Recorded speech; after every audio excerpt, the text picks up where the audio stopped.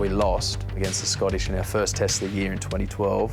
The whole family drove up from Sydney to Newcastle, and this 1 in 10 year storm just came across, and I was on the bench, and I just remember this black cloud and wind sleeting over this thing. So it wasn't that great result-wise or day-wise or anything like that, but as far as, you know, a memory, it's pretty etched in there. And, you know, having my family there, because they ride the roller coaster just as much as you, was pretty cool. I don't know what it's like for other people. Rugby's a strange thing. You live in the moment, you live week to week, so I never would have dreamed of being captain. Looking back, it's definitely not ready for that the point in my life. I mean, as a 22-year-old guy, my priorities were to do the best you can on the field, and then before you know it, you know, you're sort of sitting here and starting to come down the back end of your 20s, and you're like, you know, where did it all go? And you want to try and, you know, really squeeze the lemon dry. The way you see things, the way you interact, you know, are different, and a great learning curve for myself. You wouldn't change it for the world. My first captain's game, we won, which was a good one, but I had my family there that night, and, you know, they're the ones that drove you to the games when you're a youngster. They're the ones that put you in rugby. They're the ones that gave you oranges at half-time, you know. So having them there is just almost like the best thing, or it is probably the best thing, is them getting to share that with you. The thing about rugby is you have some amazing highs, right? You have some fantastic things that are so enjoyable. Then you have some really you bottom out a bit.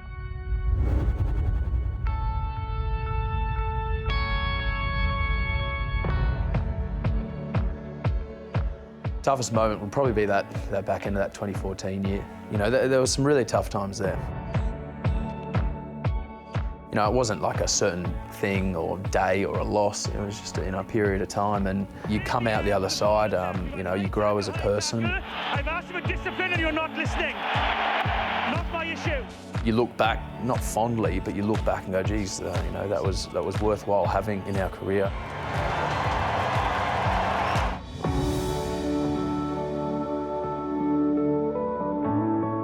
Pressure's a great thing. You know, I think it's just a part of being a rugby player and being an athlete. In the ultimate match, the World Cup final. You've got to learn to be in these, you know, high-pressure situations, and when the pressure's not on, to be able to focus to make sure that when it is that same situation in high pressure, you can deal with it. I like to think that I deal with it better. I think that nerves are a good thing. You know, the more nerves you have, the more you care about. You know, hopefully I deal with it well, and you know, you can get better and better at dealing with it. I have a couple good memories. Look, it was a great feeling along that time. You know, obviously it would have been great to get that win in the end there, but it comes back to the start, and I think for a lot of players in the team, they'll probably say the same thing, is that we created a really good family environment. It was one that you're walking around the team room, you're walking around other players' rooms, and just like you're all best mates. So just that feeling you have is just fantastic. You know, I think he's been coaching me since 2013, and Wallabies since that spring tour of 2014. He's a very smart man. The want he has to win is like nothing else.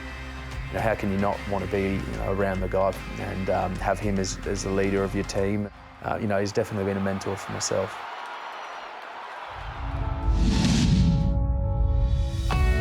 Learned a lot from Stephen when he was captain, really going about his business, but making the effort, making the time to, you know, talk to me about situations and how things went down and bring me along for the ride. You know, I got a lot to owe to Stephen, just to keeping me in the loop and just being a good mate. I really enjoy Stephen's company. He's got a dry sense of humour. I like being around the bloke, you know, because he's a man of his word, and, you know, whether that's popular, unpopular, whatever, he's someone that you sort of respect their decision every time. He'll be the first to say it's not about him, and the rest of the team will be, you know, the first to say, we want to give you a good send-off. That's the type of bloke he is, you know, finishing what is just an absolutely outstanding career, one that anyone, you know, would love to have.